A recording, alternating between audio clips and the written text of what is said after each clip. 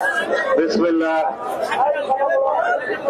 আলহামদুলিল্লাহ, আসসালাতু ওয়াসসালামু আলা রাসূলিল্লাহ।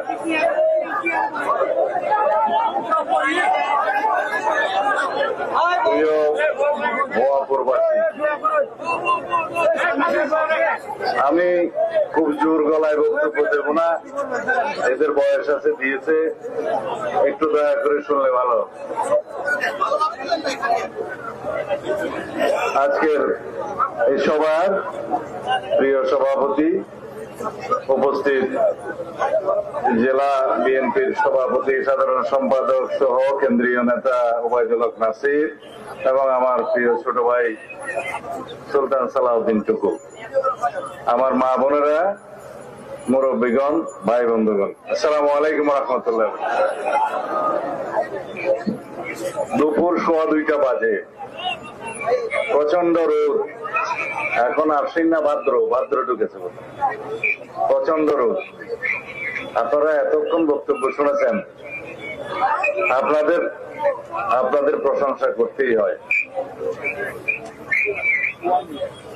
আমি আল্লাহর দরবারে শুকরিয়া আদায় করছি, আপনাদের দোয়ায় দেশবাসীর ছাত্র জনতার রক্তাক্ত বিপ্লবের মধ্য দিয়ে ফ্যাসিবাদের পতন হওয়ার কারণে আল্লাহ রাব্বুল আলামিন আমাকে দেশের মাটিতে নিয়ে এসেছেন।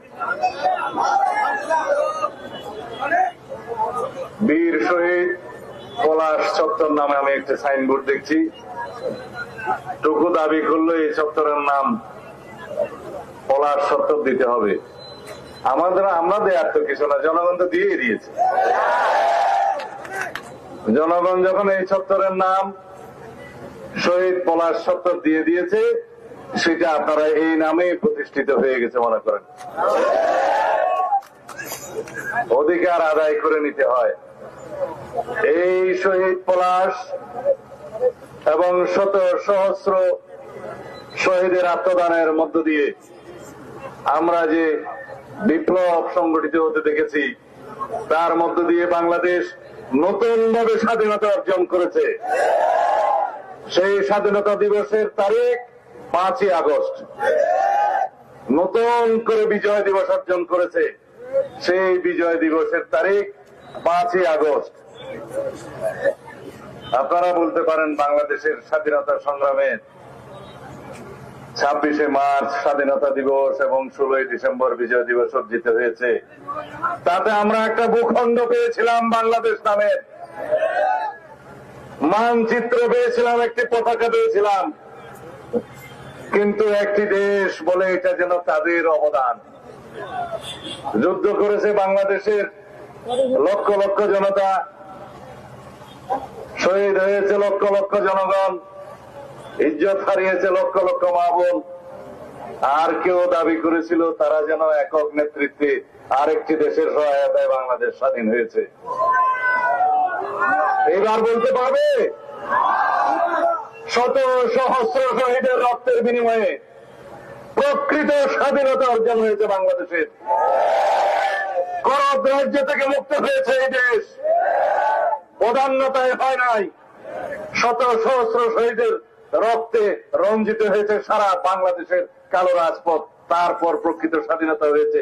এই স্বাধীনতাকে আপনারা অর্থবহ করে তুলতে হবে। এই স্বাধীনতাকে শহীদের স্বপ্নের সাথে মিলিয়ে বাংলাদেশের প্রকৃত গণতান্ত্রিক রাষ্ট্র বিনির্মাণ করতে হবে।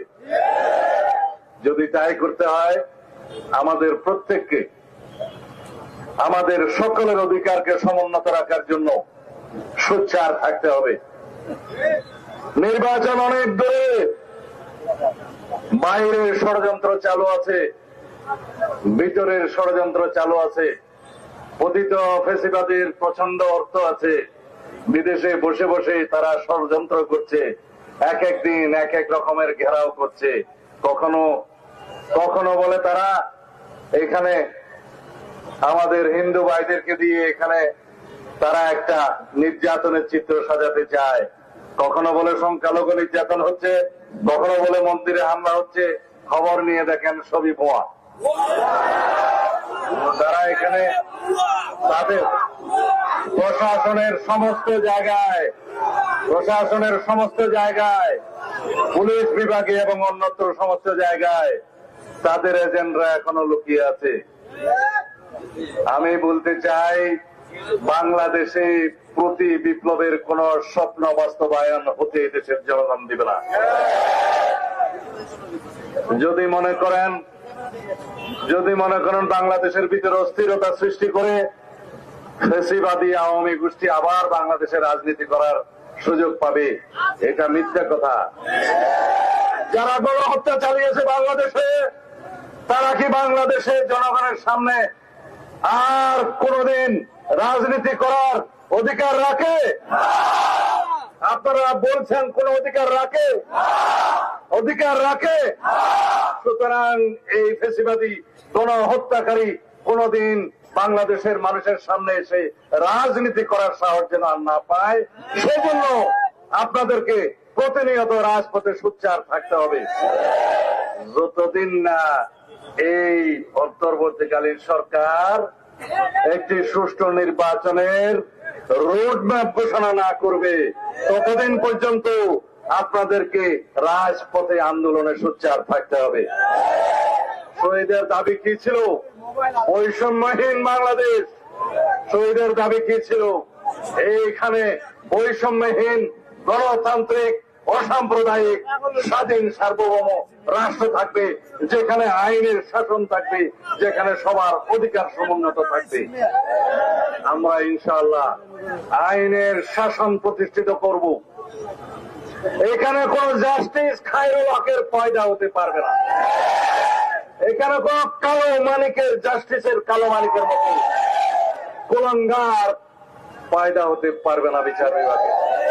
এই বিচার বিভাগকে ঢেলে সাজানো হবে যে বিচারকরা বাংলাদেশের প্রকৃত বিচারক হবে, দক্ষ বিচারক হবে, তারা আইনের শাসন কায়েম করবে, সৎ বিচারক হবে, ন্যায় বিচারক হবে। যদি তা না হয়, আমি দেখতে বলবো কালো মানিকের অবস্থা যা হয়েছে, প্রিয় বিচারপতিগণ, আপনাদের অবস্থাও তাই হবে যদি আপনারা আইনের শাসন বাস্তবায়ন না করেন। যদি আপনারা দলের বিচারপতি হন, যা হবার তাই হবে।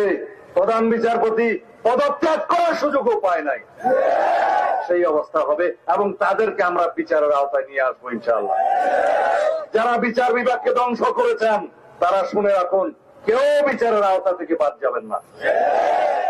বেগম খালেদা জিয়াকে দেশনেত্রীকে নিম্ন আদালতে 5 বছর সাজা দিয়েছে, হাইকোর্টে নিয়ে এসে সাজা বর্ধিত করে 10 বছর সাজা দিয়েছে। আজকে সারা বাংলাদেশের মানুষ এবং এই সরকার, অন্তর্বর্তীকালীন সরকার, চিঠি লিখার সময় পায় না। দেশনেত্রী মুক্ত, সকল মামলা থেকে মুক্ত। এই রকম বিপ্লব সাধনের মধ্য দিয়ে আমরা বিচার বিভাগকে মুক্ত করতে চাই, জনগণের বিচার বিভাগ প্রতিষ্ঠা করতে চাই। আমরা সংবিধানের গণতান্ত্রিক সংস্কার করব, আইন বিভাগের সংস্কার করব, বিচার বিভাগের সংস্কার করব, নির্বাচন কমিশনের সংস্কার করব, দুর্নীতি দমন কমিশনের সংস্কার করব। বাংলাদেশের যত রকমের সাংবিধানিক প্রতিষ্ঠান আছে, গণতান্ত্রিক প্রতিষ্ঠান আছে, মানবাধিকারের প্রতিষ্ঠান আছে, এমনকি গণমাধ্যম সহ সর্বত্র কমিশন বসিয়ে এমন সংস্কার করব যে সংস্কারের মধ্য দিয়ে বাংলাদেশে একটি প্রকৃত গণতান্ত্রিক সাম্যের বৈষম্যহীন একটি রাষ্ট্রে পরিণত হয়, শহীদের স্বপ্ন বাস্তবায়ন হয়। এই দেশে আর কেউ যেন মানুষের অধিকার নিয়ে সিনেমেনে না খেলে। শেখ হাসিনা দিল্লিতে গিয়ে বসে আছে, ষড়যন্ত্র করছে, বাংলাদেশে ফেরত আসার স্বপ্ন দেখছে। স্বপ্ন দেখতে হবে না। শেখ হাসিনাকে পৃথিবীর যে প্রান্তে যারাই আশ্রয় দিক না কেন, তার বিচার হয় বাংলাদেশের আদালতে হবে, না হয় আন্তর্জাতিক আদালতে হবে। বিচারের সম্মুখীন তাকে করতেই হবে, করবো ইনশাআল্লাহ।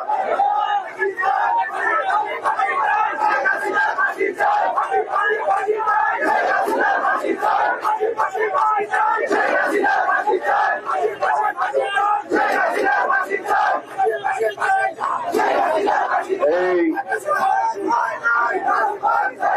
বাবারা একটু রাজপথ ছাড়ার জন্যই বলছি, রাজপথ না ছাড়ার জন্যই তোমাদের বলতেছি যে রাজপথ ছাড়তে পারবা না।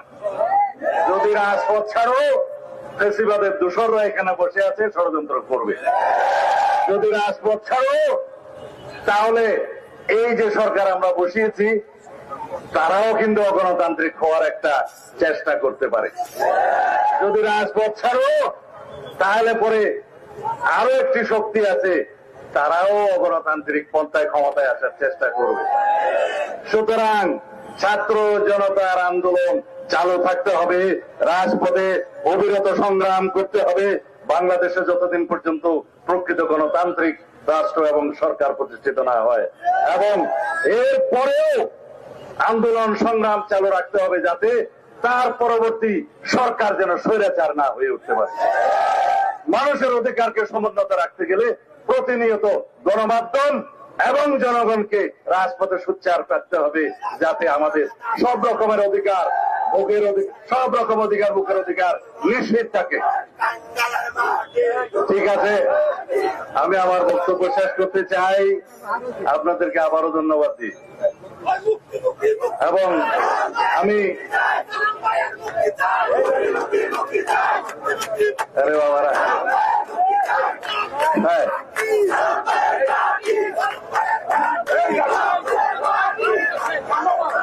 বলতে দিবা তো। জনাব আব্দুল সালাম পিন্টু আমার সহকর্মী, বাংলাদেশের উপমন্ত্রী ছিলেন, এখানকার একজন জনপ্রিয় নেতা, অত্যন্ত মজলুম, নির্যাতিত, এক যুগেরও বেশি সময় ধরে কারাভোগ করছেন, নির্যাতিত হচ্ছেন। আমি আস্তে আস্তে সবার কাছে আবদার পেয়েছি যে ভাই, পিন্টু ভাইয়ের মুক্তি চাই। পিন্টু ভাইয়ের মুক্তি চাইতে হবে না, পিন্টু ভাই ইনশাআল্লাহ অতি শিগগির মুক্ত হয়ে আপনাদের সামনে এইভাবেই জনসভায় ভাষণ দিবেন। শুধু আর কয়েকটা দিন অপেক্ষা করব। আমি টাঙ্গাইলের শহীদ পলাশের পরিবারের সাথে সাক্ষাৎ করেছি, তার মায়ের সাথে সাক্ষাৎ করেছি, স্ত্রীর সাথে সাক্ষাৎ করেছি, ছোট্ট মেয়ের সাথে সাক্ষাৎ করেছি। আমাদেরকে আমার দেশনেত্রী বেগম খালেদা জিয়া, আমাদের নেতা দেশনায়ক জনাব তারেক রহমান নির্দেশ দিয়েছেন, প্রত্যেক শহীদ পরিবারের সাথে সাক্ষাৎ করতে হবে, তাদের পাশে দাঁড়াতে হবে, এবং উনি অঙ্গীকার করেছেন সারা জীবন তাদের পরিবারের পাশে থাকবেন, ভরণ পোষণ করবেন যতদিন পর্যন্ত তাদের প্রয়োজন।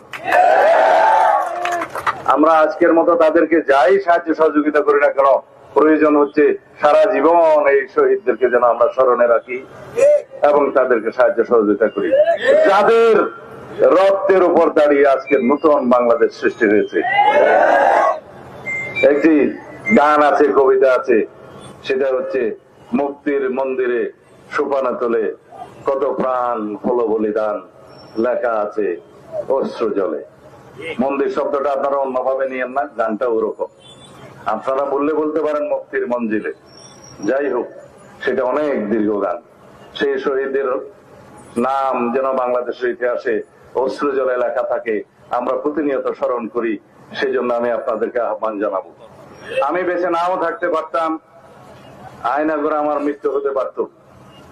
আপনারা তো শহীদের লাশ পেয়েছেন, আপনারা কবর জিয়ারত করতে পারছেন, আমরা কবর জিয়ারত করতে পেরেছি।